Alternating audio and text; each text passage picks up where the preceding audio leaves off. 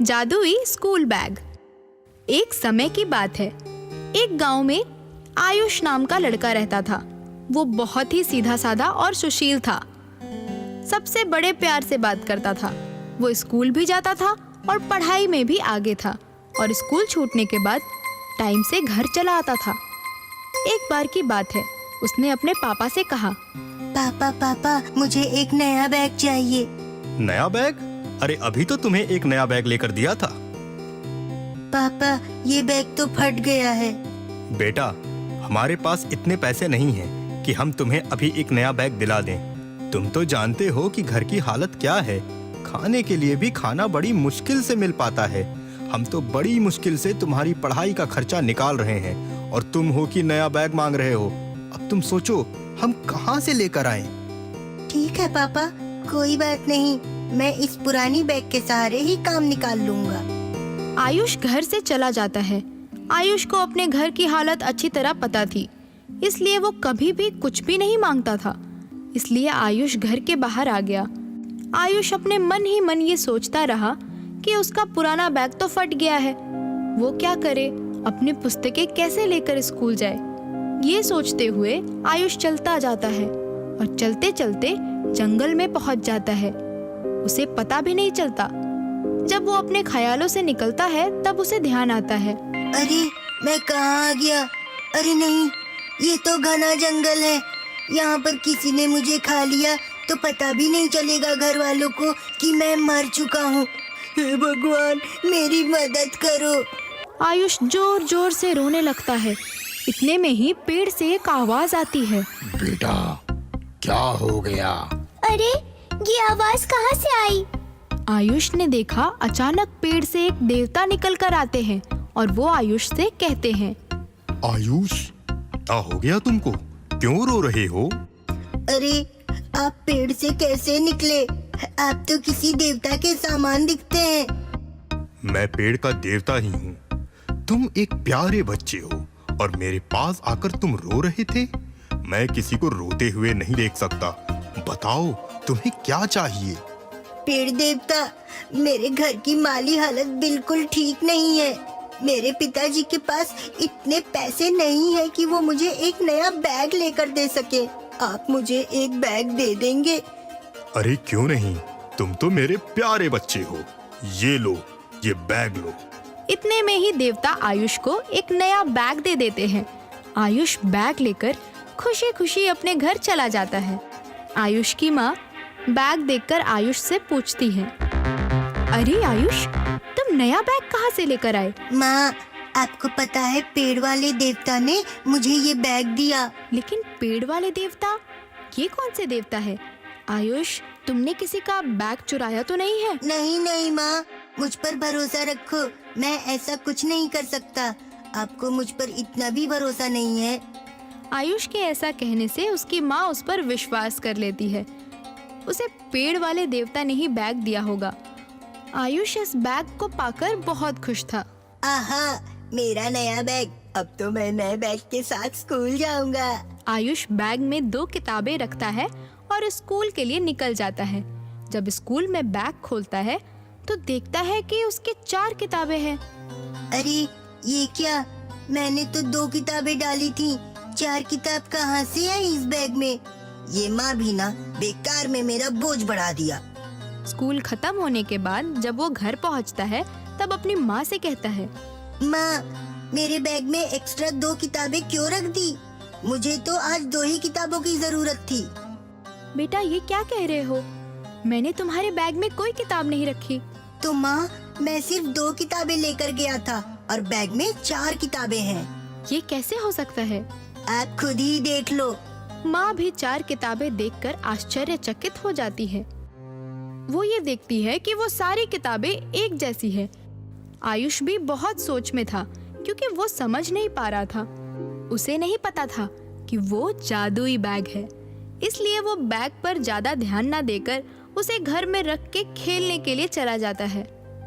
दूसरे दिन आयुष ने बैग में 2 किताब और 2 पेंसिल रखी और स्कूल चला गया। स्कूल जाते समय उसके पापा उसको रास्ते में मिलते हैं। पापा, आप सब्जियां लेकर आ रहे हैं? हाँ बेटा, मैं सब्जियाँ लेकर आ रहा हूँ। पापा, मेरे लिए 2 पेंसिल भी लेकर आना। मेरी दोनों पेंसिल बहुत छोटी हो गई हैं, कभी भी खत्म हो सकती हैं। आयुष, तुम्हारे तो खर्चे ही नहीं निपटते। अभी अभी तो इतने रुपए की सब्जियाँ आई हैं, पेंसिल के लिए पैसे नहीं है मेरे पास। ठीक है पापा, आपके पास जब पैसे हो तब पेंसिल ला देना। ठीक है, स्कूल जाओ तुम। आयुष उदास होकर अपने स्कूल में चलाता है और अपने बैग से पेंसिल और किताबें निकालने लगता है। वैसे ही वो देखता है कि उसके बैग में 2 पेंसिल की जगह 4 पेंसिल है। आयुष ये देखकर बहुत खुश हो जाता है और अब वो समझ गया कि ये बैग कोई साधारण बैग नहीं है, ये एक जादुई बैग है। इसमें जो भी कुछ डाला जाए वो दुगना हो जाएगा। अब तो आयुष माँ के दिए हुए पैसे भी उसमें डाल देता है और वो पैसे भी एक की जगह 2 सिक्के निकालते हैं। अब तो आयुष के पास किसी भी चीज की कोई कमी नहीं थी। जैसे ही उसकी पेन खत्म होने लगती, उसे बैग में रख देता और वो 2 हो जाती। धीरे धीरे वो दोस्तों को भी मदद करने लगा। एक दिन जब आयुष क्लास में बैठा था तो उसने देखा कि रीना जोर जोर से रो रही थी। रीना, तुम रो क्यों रही हो? क्या बताऊं आयुष, मेरा रबर खत्म हो गया है, अब मैं कैसे मिटाऊंगी? लाओ, अपना पुराना रबर दो। आयुष उसके रबर को लेकर अपने बैग में डाल देता है। अगले दिन आयुष को 2 नए रबर मिलते हैं। आयुष एक रीना को दे देता है और एक अपने पास रख लेता है। रीना रबर पाकर बहुत खुश हो जाती है। अब तो क्लास का हर एक बच्चा अपनी परेशानी लेकर आयुष के पास आता था। घर में भी अगर कुछ खत्म हो जाता तो आयुष उसको अपने बैग में रख देता और वो चीजें दुगनी हो जाती। कभी वो माँ की चूड़ियों को बैग में रखता तो कभी माँ की बिंदियों को। अरे वाह, आजकल तो मेरी बिंदियाँ खत्म ही नहीं होती। मेरे पास नई चूड़ियाँ भी आ गई है। आयुष, तुम ये कहाँ से ले आ रहे हो? माँ, ये तो जादुई बैग का कमाल है। तुम और तुम्हारी फालतू बातें, मुझे तो यकीन नहीं होता। कोई बात नहीं माँ, आप चूड़ियाँ पहनकर खुश रहो। आयुष बहुत खुश था क्योंकि वो सबकी मदद कर पाता था। लेकिन उसका एक दोस्त पड़ोस में रहने वाला शिवा आयुष से बहुत जल रहा था। उसे ये बिल्कुल पसंद नहीं आ रहा था क्योंकि हर जगह आयुष की चर्चा हो रही थी। इसलिए वो आयुष के घर गया और खिड़की से आयुष का जादुई बैग देख लिया। अब मैं उसे बताता हूँ, अब ये बैग मेरा है, अब ये कोई जादू नहीं कर पाएगा।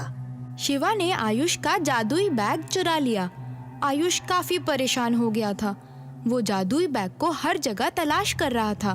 माँ, मेरा जादुई बैग कहाँ गया? यही कहीं होगा। अरे नहीं माँ, मैंने उसे बहुत खोजा।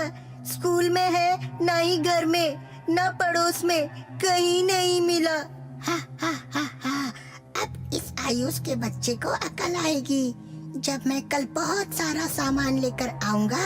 और कल तो दिवाली है, मैं इस जादुई बैग से बहुत सारे पटाखे बनाऊंगा। माँ, मेरा जादुई बैग कहाँ गया? आयुष सोच सोच कर परेशान था और उधर शिवा जादुई बैग को लेकर बहुत खुश था। उसने जादुई बैग में एक बम रखा और अगले दिन उसे 2 बम मिला। इसके बाद शिवा ने 2 बम जादुई बैग में रखे और अब शिवा ने उसमें से 4 बम निकाले। उसे तो मजा ही आ गया था और उधर आयुष बहुत ही परेशान था। आयुष जादुई बैग के बिना बहुत उदास था। वो उसका बहुत ख्याल रखता था और शिवा ने तो उस बैग को यूं ही फेंक दिया था और सारे बम लेकर बाहर जलाने के लिए चला गया। शिवा ने सारे बम को एक ही साथ जला दिया। इतनी आवाज सुनकर पड़ोसी बाहर आ गए और वो शिवा पर चिल्लाने लगे। शिवा, कितने बदतमीज हो तुम, क्या कर रहे हो? किसी को चोट आ गई तो? हर कोई शिवा पर चिल्ला रहा था। अच्छा अच्छा, ठीक है, जा रहा हूँ अंदर। शिवा घर में चला जाता है और जैसे ही घर में गया उसने देखा, अरे ये क्या, घर में इतने चूहे कहाँ से आए? अरे ये मेरा सारा सामान ले गए, मम्मी देखेंगी तो बहुत मारेंगी। ये कैसे हो गया? दरअसल जैसे ही शिवा बाहर गया, जादुई बैग को घर के एक कोने में फेंक कर चला गया था। तभी उसमें 2 चूहे बैग के अंदर घुस गए और वो 4 होकर बाहर निकले। फिर 4 चूहे अंदर घुसकर 8 होकर बाहर निकले। इसी तरह से चूहे की संख्या बढ़ती चली गई और शिवा का पूरा घर चूहा से भर गया। वो घर से बाहर आया। अरे मुझे कोई बचाओ इन चूहों से। ये चूहे मार डालेंगे। इन्होंने मेरा पूरा घर बर्बाद कर दिया है। मम्मी मुझे बहुत मारेगी। शिवा की आवाज सुनकर आयुष समझ जाता है कि उसका जादुई बैग उसी के पास है।